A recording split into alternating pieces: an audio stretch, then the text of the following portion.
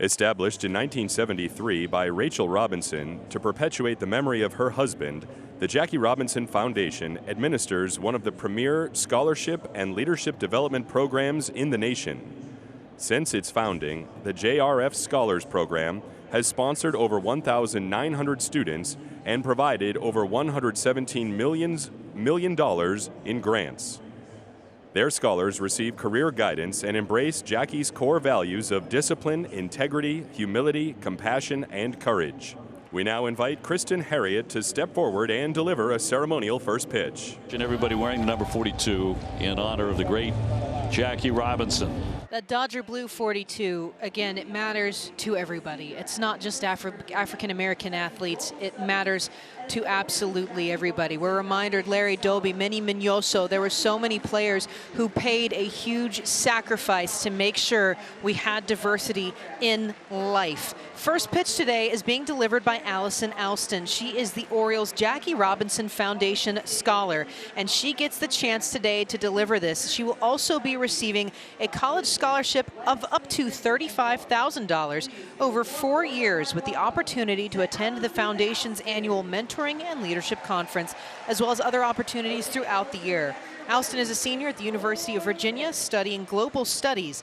As part of her recognition, Nike has also provided her with a custom jersey in Robinson's 42, and we know that is something Alston is going to absolutely treasure for the rest of her life.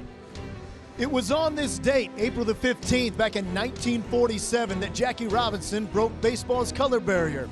In 1997, Major League Baseball declared Robinson's number 42 would be permanently retired throughout the game. And ever since 2004, we officially celebrate April the 15th as Jackie Robinson Day. As we celebrate Jackie Robinson Day. Following Tim Anderson out to shortstop, he'll start for the Marlins. And everybody across the sport wearing number 42 today. 2-2. And Farmer hits a line drive, sailing away from Mullins. Oh! An impossible catch. Oh my goodness. Tip your cap, Cole Irvin. Tip your cap, everybody. Cedric Mullins, insane in center. Lay out, Cedric.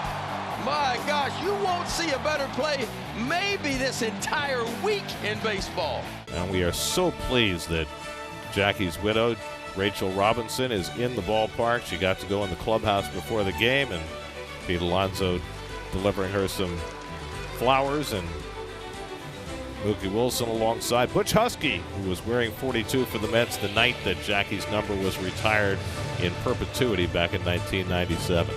Gary standing by with an extremely special guest here on Jackie Robinson Night, standing by with his son, his youngest son, David Robinson, who is kind enough to give us a few moments here. And David, thank you so much for that. One of the things that I'm always wondering about with children of transformative figures is, when did you realize that your father did as much as he did and meant as much as he did to so many across the country and the world? Well, we felt it as children that he was a father who was home and was working as being a father. So we were blessed to have that when we were little. But as you say, recognizing his role in American social development, I drove for him when I was 18 or 19 to various events, and standing in the back of the room and hearing the accolades, and the appreciation and the praise. That's when I began to understand a fuller picture of the dynamics. And he lines one down the left field line, base hit, and that'll bring in two. McNeil and Stewart both come in to score.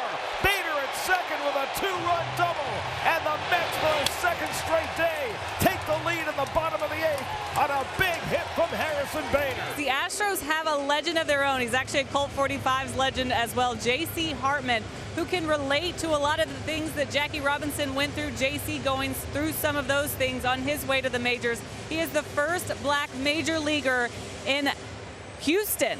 And so he played for the Colt 45s. He turned 90 years old today. He comes back. He joins the Astros Foundation. He loves to speak to the younger generations today. He did just that, talking to students who actually wrote an essay about Jackie Robinson before attending today's game. As you can see there, throwing out the first pitch to John Singleton. John Singleton, who's very excited about wearing the number 42 on his back today. He spoke about that earlier.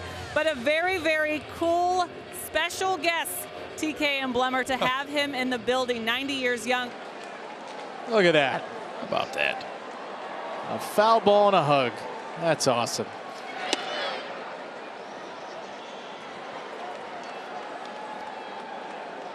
Oh, this is a special moment. Got to pose with the ball. But Just make sure don't throw it. you keep it in the shot. That is so sweet. One of the reasons why we love this game. It is not just about what happens between the lines. It's about the lifelong memories that happen when you go outside them. There's a long fly ball. It is high. It is far. It is gone. Mike Trout, a 2-run homer. He blasts one to give the Angels a 2-1 lead.